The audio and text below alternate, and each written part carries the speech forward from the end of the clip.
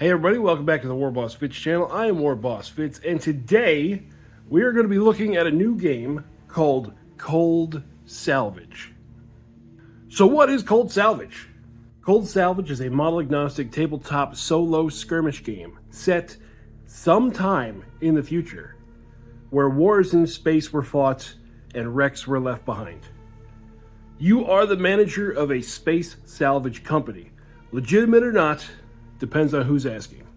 You take your crew and go diving into spaceship wrecks looking for valuables. Inside, you might find your fortune, come face to face with some horror of deep space, or die horribly to my favorite cause of death, explosive decompression.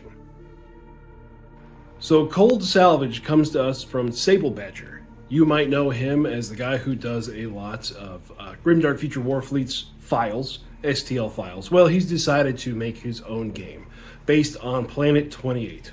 He sent me the rule book, went over a little bit of the details, and I absolutely love the way this looks. Now, I haven't played it yet. This is going to be a first-time playthrough for both of us. But I absolutely adore games, computer games like Delta V, where you're a space miner, Hard Space Shipbreaker, where you're just breaking down spaceship wrecks.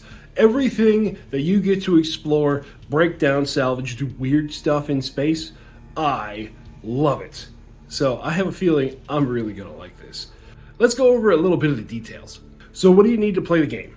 You need 3 to 5 models for your crew, models for possible aliens, dice, tape measures, and terrain. A whole lot of terrain. The game is played on a 2x2 surface.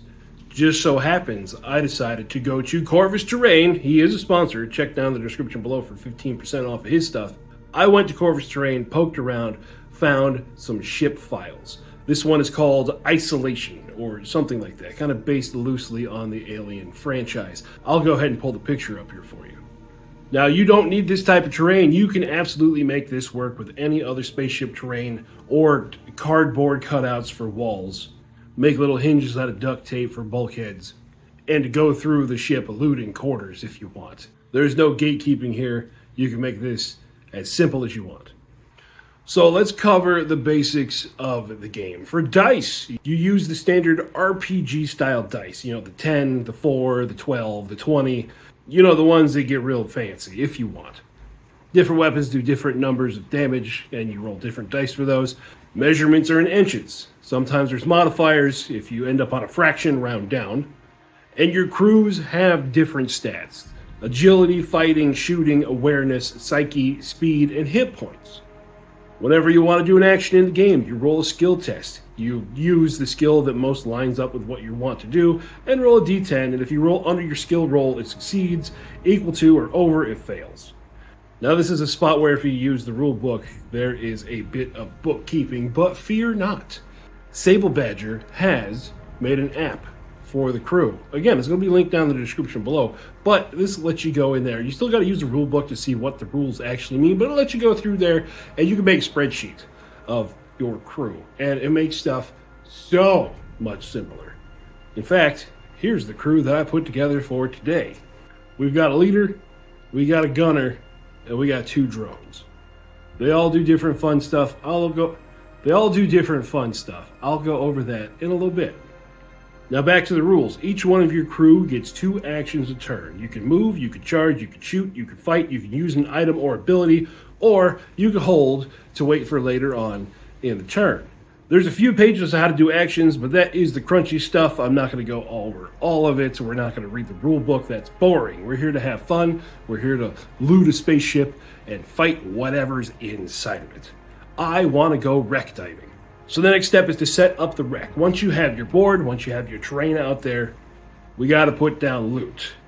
Place 1d4 plus 2 salvage tokens across the board. They got to be 6 inches from each other and 6 inches from the airlock.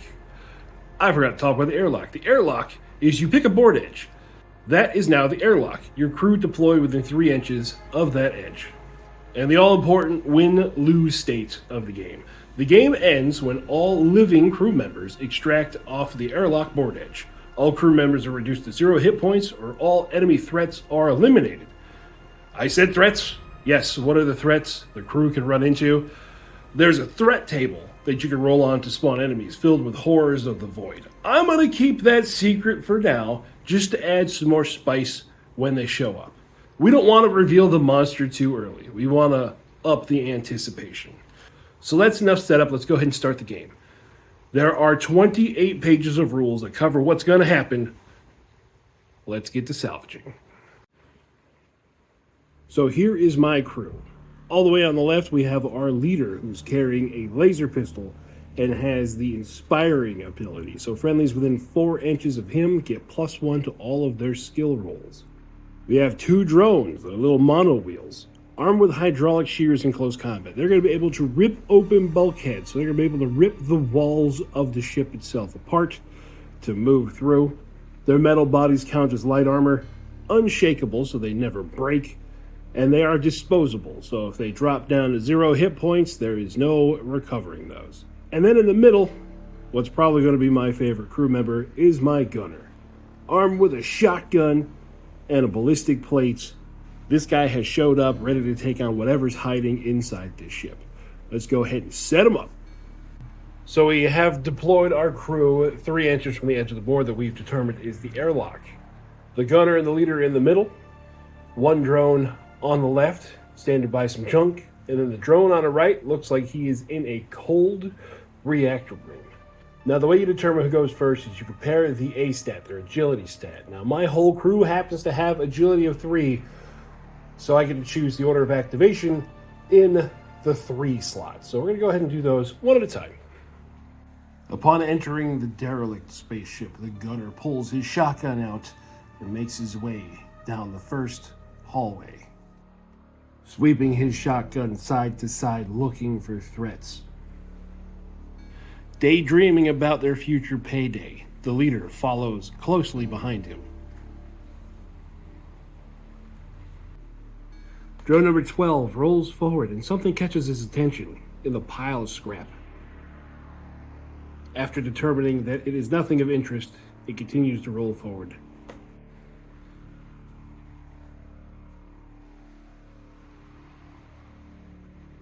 Drone number 11 finds the first pile of loot. Not enough time in this turn to see what's inside yet.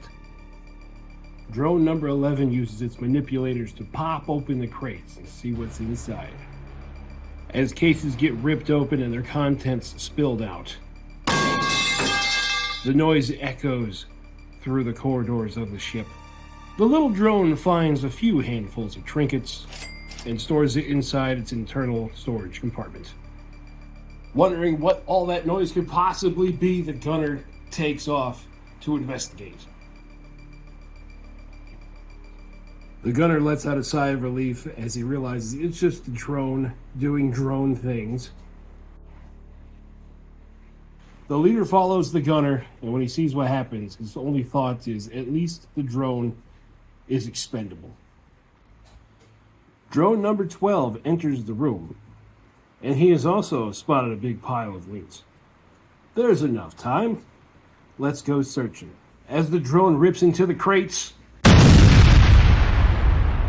booby trap. The drone is blasted in the face with an IED. The sound echoes down the empty corridors, and in the darkness, something stirs. From the darkness of the corridors, clicking and the scraping of talons against bulkheads is heard, as the chitinous aliens come charging towards the crew.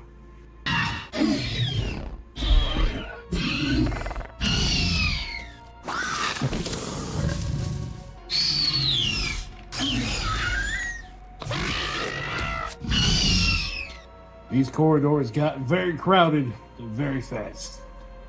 The clicker that charged into the gunner, he was able to connect, but its claw got embedded inside the ballistic vest of the gunner, causing no damage.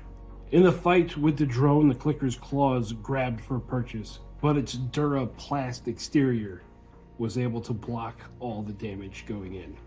The gunner is able to push the clicker off of him, taking another stab to the vest from those claws.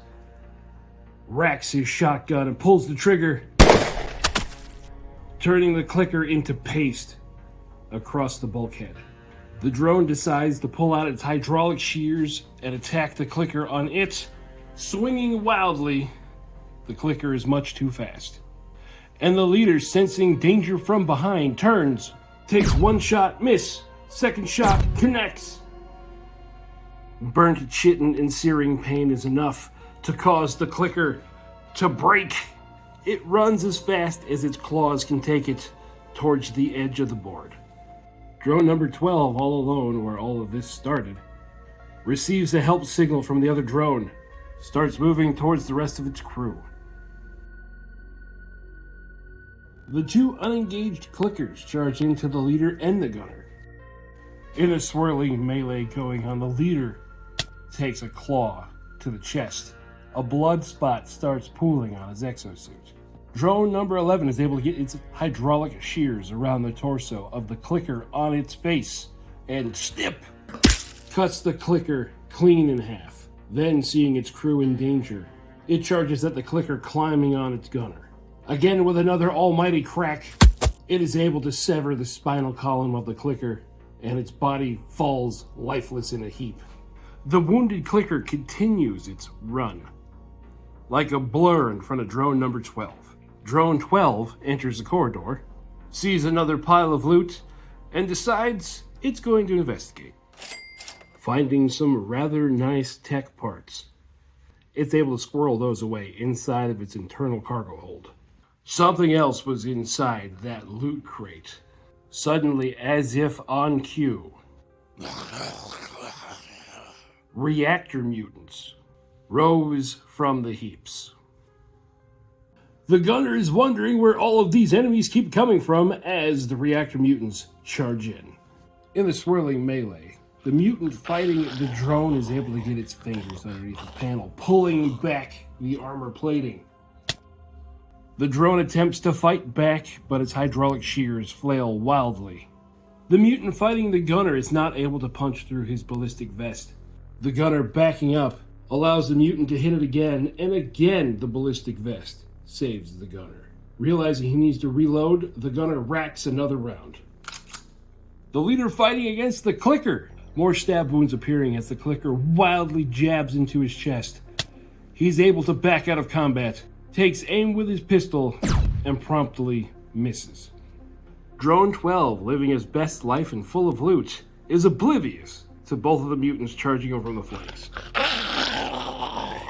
Warning lights start to appear on the drone as it realizes it is starting to get ripped apart. It flails at both of the mutants with its hydraulic shears, unable to connect with either of them. Back into this melee mess in the middle, all the enemies charge forward again. The clicker goes into the leader, and the leader goes to counterattack. He successfully pushes the clicker back, takes aim with his laser pistol, and burns a clean cauterized hole straight through its head. The mutant charges into the gunner, and the gunner sees it coming, sets up for a counter punch. They both successfully hit each other, pushing each other back. As the gunner raises his shotgun, aims at center mass, and blows foul green ichor across the walls. The mutant fighting against the drone, and even the drone itself, neither of these seem to know what's going on as they flail wildly. The two mutants fighting against drone number 12 continue to pull panels off until finally the correct wire is severed and drone number 12's artificial intelligence goes dark. The mutants that ripped apart drone number 12 turn towards the leader and the gunner. Racking the shotgun with malicious intent, the gunner is able to blast 2 rounds of buckshot through the torso of the lead mutant. The leader levels his laser pistol, fires at the mutant, and blows a chunk off of its chest. The mutant and the drone fighting each other continue to flail. The mutant able to put a little bit of damage on the drone, but unable to drop it. The mutant with a hole in his chest is able to charge the leader. The leader goes to counter and completely misses. The mutant rakes his face with its disgusting hands. This is where the leader's psyche breaks. Dodging another attack by the mutant, the leader has decided it's time to go home. The gunner, reaching into his bag of shells and feeling nothing, decides, yeah, that's a good idea.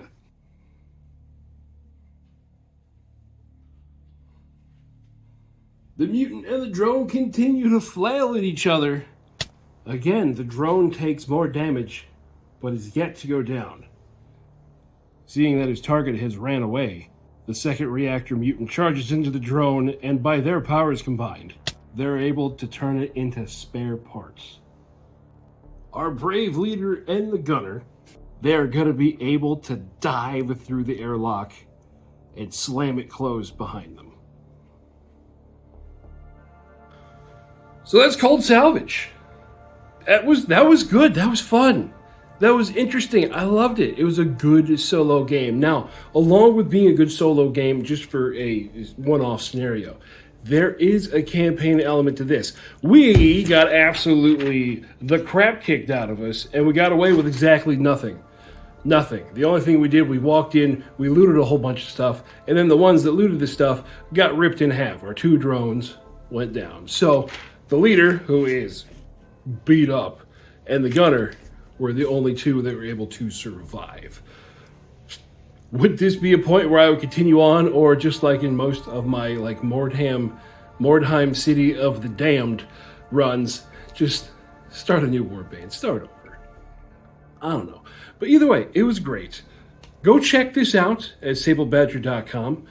Check out his Patreon, where you can get STLs for starships. He's doing terrain. He's doing BattleTech stuff over there. Go check his stuff out. And tell him that warbossfitz sent you. So that will do it for me tonight, everybody. I hope you all had fun watching. I hope you like and subscribe if you liked it and you want to see more of it. We'll catch you guys later. Bye-bye.